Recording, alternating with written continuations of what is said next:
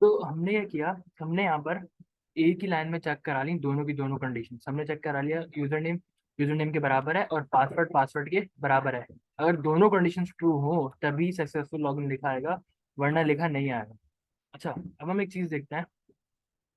अगर मैं यहाँ पर एक कंडीशन गलत दे दूँ, अगर मैं यहाँ पर इसको बताते हैं और यहाँ मैं एक कंडीशन दे दूँ 1 2 3 इक्वल 1 3 2, अब एंटर करूंगा तो फॉल्स आएगा। हालांकि हुनैन हुनैन के बराबर तो है, लेकिन 1 2 3 1 3 2 के बराबर नहीं है। तो अगर एक भी कंडीशन फॉल्स हो, इसके आगे मैं 50 कंडीशन 100 कंडीशन जितनी कंडीशन लगाना चाहूँ मैं लिख सकता हूँ 10 =10, अभी भी फॉल्स आएगा। क्यों? क्योंकि एक कंडीशन बीच में गलत है। तो अगर बीच में एक भी कंडीशन गलत होगी तो भी हमारा कोड नहीं चलेगा, फॉल्स होगा। और ये ट्रू हो गया क्योंकि तीनों की तीनों कंडीशन सही हैं। मैं यहाँ पर मजीद कंडीशन लगा सकता हूँ। ए equal equals a sorry A equal equals एक स्ट्रिंग है।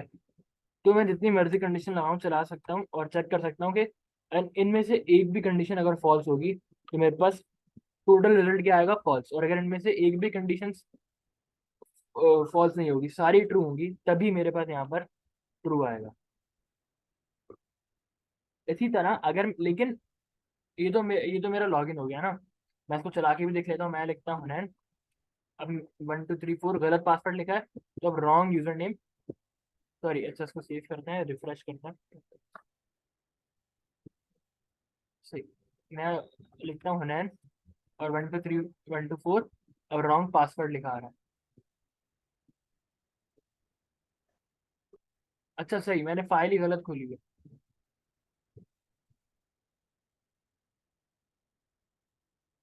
ये दूसरी फाइल है। कॉपी टू क्लिपबोर्ड और यहाँ पर पेस्ट कर दिया। अब मैं लिखता हूँ हनैन और यहाँ गलत पासवर्ड लिखता हूँ, तो अब मेरे पास क्या लिखा आएगा, रॉन्ग यूजर नेम पासवर्ड। अब मैं अगर लेकिन अगर मैं चाहता हूँ कि अगर मेरा यूजर इनमें से कोई एक भी कंडीशन अगर ट्रू हो तब तब भी ये कोड चल जाए, उसके लिए मुझे क्या करना पड़ेगा, उसके लिए मुझे यहाँ लगाना पड़ेगा एक और ऑपरेटर, उसको हम कहते हैं और। यानी अगर 1 2 3 इक्वल इक्वल 1 2 3 और ए इक्वल इक्वल ए है, तभी ये कोड, तब यहाँ पर ट्रू आएगा ना। लेकिन अगर मैं यहाँ पर क्या करूँ, एक कंडीशन को गलत कर दूँ तो मेरे पास क्या होगा, फॉल्स आएगा। लेकिन अगर मैं चाहता हूँ कि एक कंडीशन की छूट हो, तो सही, अगर एक भी कंडीशन इसमें से ट्रू हो तो भी ये कोड चले, तो फिर मैं यहाँ इस्तेमाल करूंगा एंड के बजाय और में क्या होगा कि अगर इसमें एक भी ट्रू होगा ना तो ये चल जाएगी। अगर इसमें एक भी ट्रू होगा तो ये कंडीशन चल जाएगी। और नॉट हमने पहले ही देखा, नॉट का मतलब क्या होता है, ट्रू है तो फॉल्स, फॉल्स है ट्रू। यानी अगर इस पूरे को अगर मैं एक ब्रैकेट में ले लूँ तो मेरे पास इस पूरे का आंसर क्या आएगा, ट्रू। और इस ब्रैकेट के बाहर अगर मैं नॉट लगा दूं तो मेरे पास क्या आएगा, फॉल्स, गलत आंसर आएगा। अब कभी कभी ये गलत आंसर काम का होता है, हम आगे चल के इसके प्रॉब्लम्स देखेंगे। लेकिन नॉट से क्या हो रहा है, अगर ट्रू होगा तो फॉल्स हो जाएगा, फॉल्स होगा तो ट्रू होगा। तो ये ऑपरेटर कौन सा है जिसमें दो ये है और ऑपरेटर, ये और के बराबर है। यानी या तो ये या तो ये। अब इसमें मैं इसको जितनी मर्जी कंडीशन देना चाहूँ दे सकता हूँ। मैं यहाँ पर दे देता हूँ बी इक्वल इक्वल्स सी, सॉरी यहाँ पर एक गलती कर दी, और सॉरी इक्वल इक्वल्स, अब यहाँ पर क्या हो रहा है, अब यहाँ पर ट्रू लिखा आ रहा है, हालांकि इसमें दो बातें गलत है। ना बी सी के बराबर है, ना 1 2 3 11 के बराबर है। फिर सिर्फ ए के बराबर है। तो इसमें अगर मैं इसको 100 कंडीशन पे दूंगा और उन्हें 100 में से 99 फॉल्स होंगी और एक सही होंगी, तो भी ये मुझे ट्रू रिटर्न करेगा। पूरी 100 की 100 का फॉल्स होना जरूरी है इसके फॉल्स रिटर्न करने के लिए। और ट्रू में उल्टा होता है। ट्रू में क्या होता है, अगर मैं 100 कंडीशन दूंगा और उनमें से 99 भी सही होंगी, एक भी गलत होगी, तो भी वो मुझे फॉल्स रिटर्न करेगा। पूरी 100 का 100 सही होना लाजमी है इसमें ट्रू ट्रू रिटर्न करने के लिए। इसमें एक भी सही होगी तो ट्रू देगा, उसमें सारी सही होंगी तो ट्रू देगा। तो एंड और में ये फर्क है। और भी हमारे पास बहुत जगहों में इस्तेमाल होता है। मिसाल के तौर पर अगर मुझे लिखना है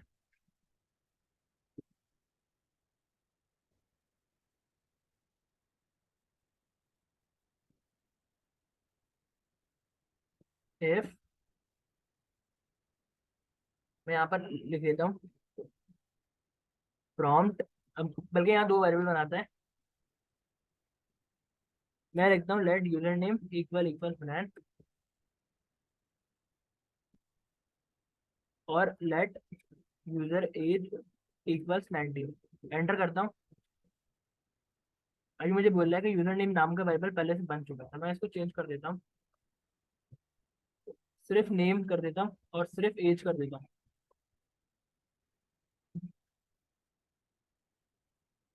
अब अगर मैं यहाँ लिखूंगा name if name equal equals Hunain and age equal equals 19,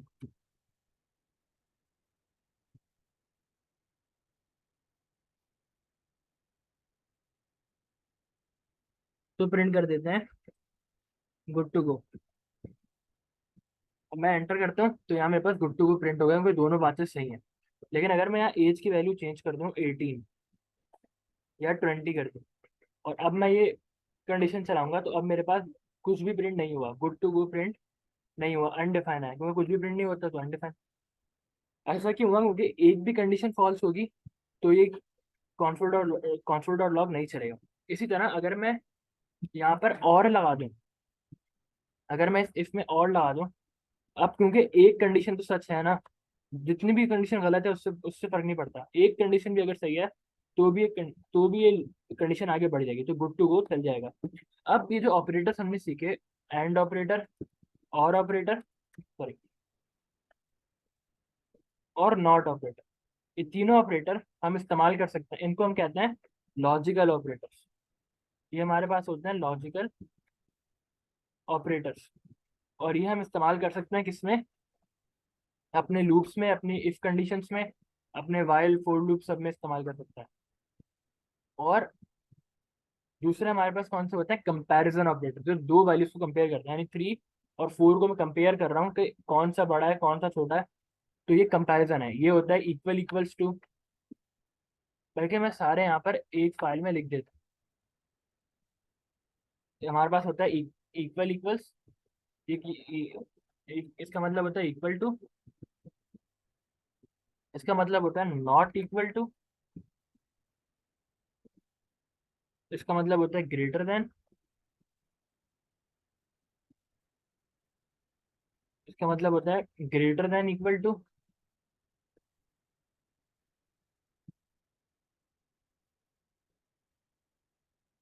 फिर हमारे पास होता है लेस देन,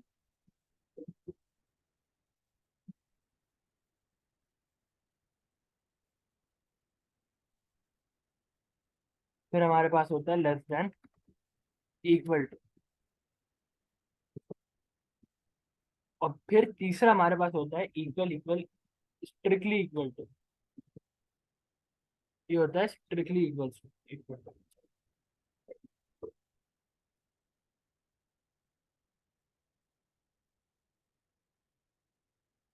ये हमारे पास कौन से ऑपरेटर्स थे? Comparison operators. फिर हमारे पास थे लॉजिकल ऑपरेटर्स, जिनसे हम लॉजिकल डिसीजंस ले रहे थे। लॉजिकल ऑपरेटर में क्या था? एंड, और,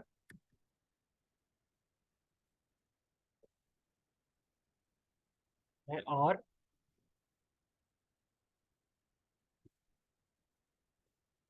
ये है एंड, और एक और हमारे पास क्या था?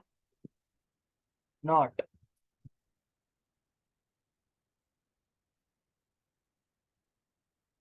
नॉट क्या करेगा? ट्रू है तो फॉल्स, फॉल्स है तो ट्रू। और फिर ये पहले आगे बढ़ने से देखते हैं स्ट्रिक्टली इक्वल क्या करता है। अगर मैं यहाँ पर करूँ 3 इक्वल्स 3, तो ये मेरे पास ट्रू आया, हालांकि एक नंबर है और एक एक स्ट्रिंग है, लेकिन क्योंकि दोनों की वैल्यू सेम है तो मेरे पास ट्रू आया। अगर मैं यहाँ करूँ ABC equal equal equals ABC, तो ट्रू आएगा या फॉल्स आएगा?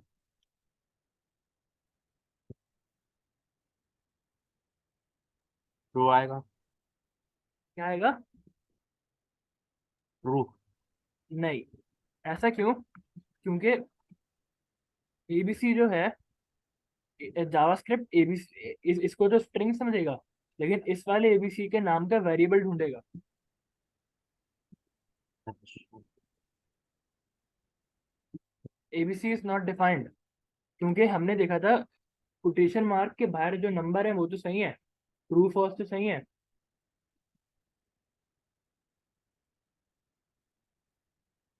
लेकिन कोटेशन मार्क्स से बाहर एबीसीडी जो है वो सिर्फ और सिर्फ वेरिएबल्स के लिए इस्तेमाल होती है, और किसी चीज के लिए इस्तेमाल नहीं होती।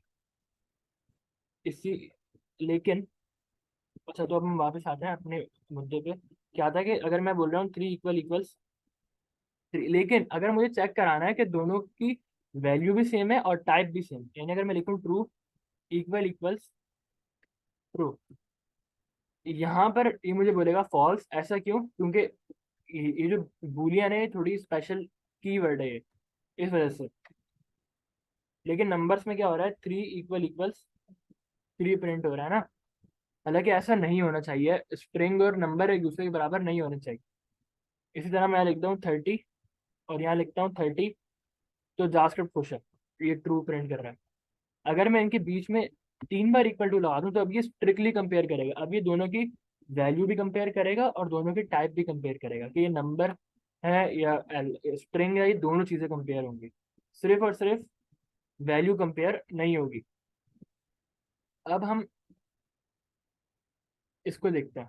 एक और चीज़ जो हमने देखनी है वो है अरिथमेटिक। अच्छा, यहाँ पर बारी बारी सारे कंपैरिजन ऑपरेटर भी लिख लेते हैं। अगर मैं बोलता हूँ थ्री लेस देन थ्री तो फॉल्स है, लेकिन three less than equal to three ये ट्रू है। ऐसा क्यों? क्योंकि थ्री छोटा तो नहीं है लेकिन बराबर तो है। इसी तरह three greater than equal three क्या होगा, ट्रू होगा। और इसी तरह three not equal to three क्या होगा, फॉल्स है ना, क्योंकि थ्री थ्री के बराबर है। लेकिन अगर मैं स्ट्रिक्टली करूंगा तो फिर टाइप और वैल्यू दोनों कंपेयर होंगे। ये वाली बात आपको समझ आई?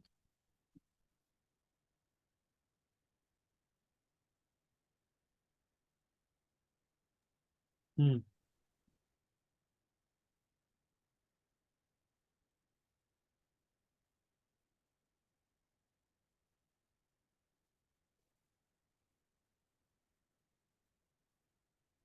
सही है, आगे बढ़ो। है सही है, सही है। सही है ना? यहाँ पर से क्या किया, थ्री थ्री के बराबर नहीं है ना, थ्री थ्री के बराबर है लेकिन फिर भी फॉल्स क्यों बोला? क्योंकि मैंने उसको बोला था थ्री थ्री के बराबर नहीं है, जावास्क्रिप्ट ने मुझे बोल दिया नहीं, झूठ, थ्री थ्री के बराबर है। लेकिन यहाँ पे मैंने बोला थ्री थ्री के बराबर नहीं है, लेकिन स्ट्रिंग वाले थ्री की बात कर रहा हूँ, तो जावास्क्रिप्ट ने बोला हाँ ये बात तो सही है। तो इसके बाद यहाँ पर इसमें ये भी ऐड कर देते हैं, strictly not equal to, strictly not equal to.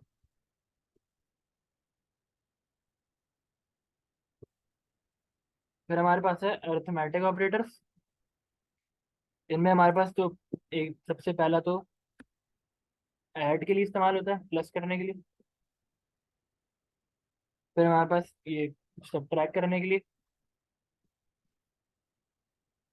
फिर हमारे पास ये मल्टीप्लाई।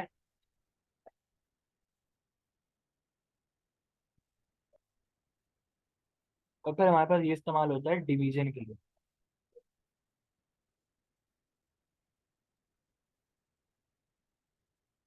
और उसके बाद हमारे पास एक पांचवा होता है और वो होता है मॉड्यूलस ऑपरेटर। ये किस लिए इस्तेमाल होता है? किसी भी दो नंबर का रिमाइंडर ढूंढने के लिए। यानी अगर मैं यहाँ पर करूँ टू डिवाइड बाई टू तो आंसर क्या है, वन, लेकिन रिमाइंडर क्या बचा, जीरो। तो वो मैं कैसे चेक करूंगा, टू मॉड्यूलस टू से। और अगर थ्री डिवाइड बाई टू होगा तो क्या बचेगा, वन बचेगा रिमाइंडर। तो मॉड्यूलो मॉड्यूलो ऑपरेटर मुझे बता सकता है कि इन दोनों का रिमाइंडर क्या बचेगा।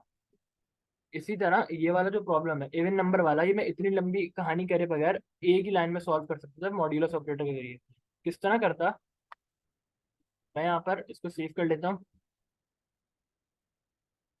इवन नंबर विद मॉड्यूलस, और ऐसे कर देता हूँ ऑल फाइल्स HTML, सेव करते हैं। और बजाय इस चीज़ को करने के मैं कर दूंगा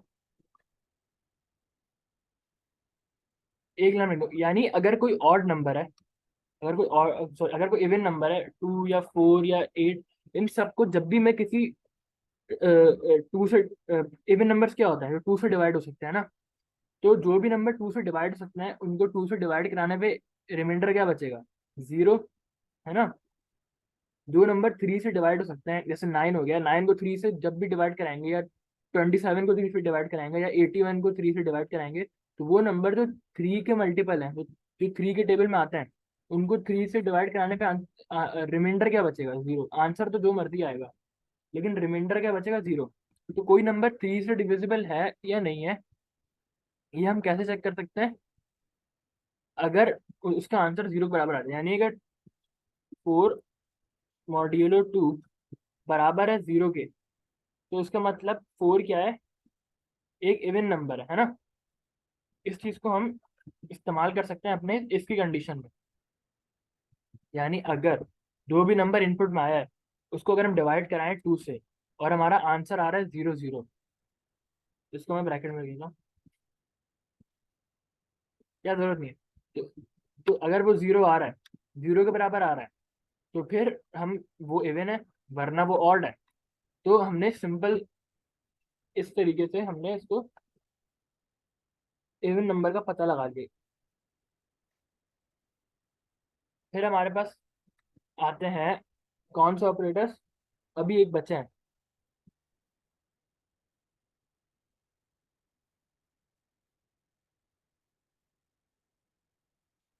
असाइनमेंट ऑपरेटर। इसका हमने पहली ही क्लास में इस्तेमाल करा था, पहला जो हमने ऑपरेटर सीखा सीखा था वो था इक्वल। अच्छा, ये अब इनको मैं इसी तरह लिख रहा हूँ कि ये थोड़े स्पेशल हैं, मैं इनको लिख रहा हूँ आदर्श में। इनमें पहला तो आता है असाइनमेंट ऑपरेटर। ये करता है जो भी राइट हैंड साइड को सॉल्व करता है और उसकी वैल्यू लेफ्ट हैंड साइड वाले वेरिएबल को असाइन कर देता है, दे देता है। उसके बाद हमारे पास है प्लस प्लस, जो कि इंक्रीमेंट ऑपरेटर है। इंक्रीमेंट ये करता है वैल्यू को में 1 प्लस कर देता है। फिर हमारे पास है माइनस माइनस, ये क्या है, डिक्रीमेंट ऑपरेटर है। इतने सारे ऑपरेटर हैं। अगर मैंने एक वेरिएबल बनाया है एक्स और उसकी वैल्यू है 1, और मैं एक्स प्रिंट करूंगा तो 1 आएगा, लेकिन अगर मैं एक्स प्लस प्लस प्रिंट करूंगा तो भी मेरे पास 1 आया है, लेकिन एक्स की वैल्यू 2 हो चुकी है। अगर अब मैं सिर्फ एक्स प्रिंट करूंगा तो 2 आएगा। अब यहाँ क्या हो रहा है, मैंने प्लस प्लस बाद में लगाया है ना, तो यहाँ पर क्या हुआ, पहले वैल्यू प्रिंट हुई फिर प्लस प्लस हुआ। लेकिन अगर मैं प्लस प्लस पहले लगा दूं तो अब मेरे पास 3 प्रिंट हुआ है, 2 प्रिंट नहीं हुआ। क्यों? क्योंकि अब पहले प्लस हुआ फिर वैल्यू प्रिंट होगी। अगर मैं एक्स प्लस प्लस करूंगा तो यहाँ क्या प्रिंट होगा, 3 प्रिंट होगा, लेकिन एक्स की वैल्यू क्या हो चुकी है, 4 हो चुकी है ना, क्योंकि एक्स लिखने पे 4 आ रहा है। और अगर मैं प्लस प्लस एक्स कर रहा हूँ तो यहाँ पर मेरे पास 5 प्रिंट होगा, और दोबारा एक्स प्रिंट करूंगा तो भी 5 प्रिंट होगा। क्यों? क्योंकि यहाँ पर पहले प्लस हुई फिर वैल्यू प्रिंट हुई, यहाँ पर पहले प्रिंट हुई फिर वैल्यू प्लस हुई है। तो यहाँ पर दो अलग अलग काम हुआ है, पहले प्लस हुआ है फिर प्रिंट हुआ है, और दूसरे वाले में पहले प्रिंट हुआ है और फिर प्लस प्लस हुआ है। तो यही सेम काम माइनस माइनस के साथ भी होता है। अगर मैं एक्स माइनस माइनस करूंगा तो यहाँ मेरे पास 5 तो प्रिंट हुआ है, लेकिन एक्स की वैल्यू 4 हो चुकी है। और अगर मैं माइनस माइनस एक्स प्रिंट लिखूंगा तो मेरे पास 3 प्रिंट होगा, और एक्स की वैल्यू 3 हो चुकी है। यहाँ पर पहले माइनस हुआ फिर प्रिंट हुआ, और यहाँ पर पहले प्रिंट हुआ फिर माइनस हुआ। इसके बाद हमारे पास प्लस इक्वल टू और minus equal to, multiply equal to और डिवाइड इक्वल टू। और एक चौथा भी होता है, और वो होता है, ये होता है पावर कैलकुलेट करने के लिए। यानी अगर मैं यहाँ लिखूँ 3 की पावर 2, तो मेरे पास 9 आ गया। यहाँ मैं लिख सकता हूँ 4 की पावर यानी एक्सपोनेंट 5, तो मेरे पास 1024 आ गया। तो पावर चेक करने के लिए, पावर कैलकुलेट करने के लिए हम 2 बार मल्टीप्लाई का साइन लगाते हैं। तो हम किसी भी वेरिएबल को किसी भी वैल्यू को किसी भी वैल्यू पर रेज कर सकते हैं।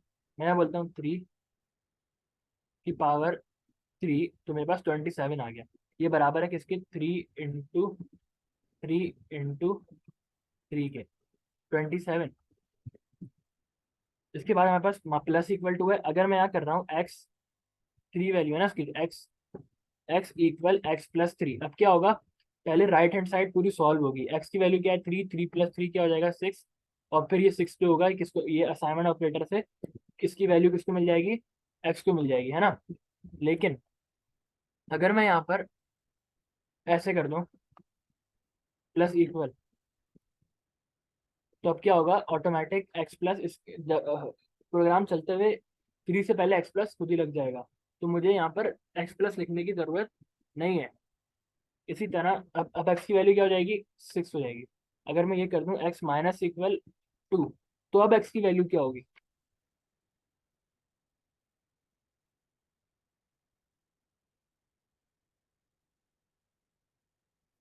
1 हो जाएगी। क्या हो जाएगी? 1। क्या हो जाएगी? 9? 1। नहीं, 1 तो नहीं होगी। एक्स की value E plus minus two ना। है। E-2 ना। हाँ, -2 तो होगा, लेकिन वो एक्स के बराबर हो जाएगा ना। x+3 है, उसके बाद एक्स की वैल्यू 6 हो चुकी है। तो अब एक्स माइनस तो इक्वल, 4 हो जाएगा। तो 4 अब हो जाएगा तो। 4 हो जाएगा। इसी तरह अगर मैं लिख दूं, इसमें क्या होगा? पहले एक्स में से, एक्स की वैल्यू में से 2 निकलेगा और फिर वो वैल्यू एक्स को मिल जाएगी। अगर मैं एक्स मल्टीप्लाई इक्वल 3 कर दूं, तो 12 हो गया, क्योंकि पहले एक्स की जो भी वैल्यू पहले से होगी, यानी 4 जो वैल्यू थी वो 3 से मल्टीप्लाई हुई, 12 हो गया, और वो 12 एक्स को मिल गया। इसी तरह अगर एक्स डिवाइड इक्वल 2 कर दूं, तो अब एक्स की वैल्यू क्या हो जाएगी? 6। 6 हो जाएगी। तो ये हमारे बहुत सारे ऑपरेटर्स हैं जो हमारा बहुत बड़ा बड़ा काम आसान करते हैं। ये मैं ग्रुप में शेयर कर देता हूँ।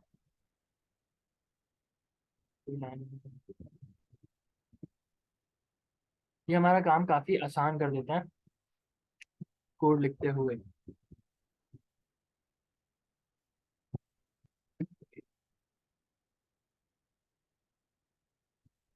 इसकी तस्वीर ले लेते हैं। तो आज हम यहीं पर ही रखते हैं। आज हमने ऑपरेटर्स के बारे में बहुत कुछ पढ़ा। अब मैं कुछ ऑपरेटर्स के प्रॉब्लम्स देता हूँ, वो आपने सॉल्व करना है। फिर नेक्स्ट क्लास में हम पढ़ेंगे अपने खुद के जो फंक्शंस बनाए हैं, इनमें इनपुट और आउटपुट कैसे देंगे। यानी हमारे फंक्शन क्या कर रहे हैं? सिर्फ स्क्रीन पे कुछ प्रिंट कर देते हैं। हमारे फंक्शन ना कुछ आउटपुट दे रहे हैं, ना कुछ इनपुट ले रहे हैं। तो हम देखेंगे किस तरह हम अपने फंक्शन से इनपुट आउटपुट का काम ले सकें। यहाँ पर देखो, ये आप वाला कोड है कल वाला। तो यहाँ पर आज की क्लास खत्म कर देता हूँ। मैं यहाँ पर कोडिंग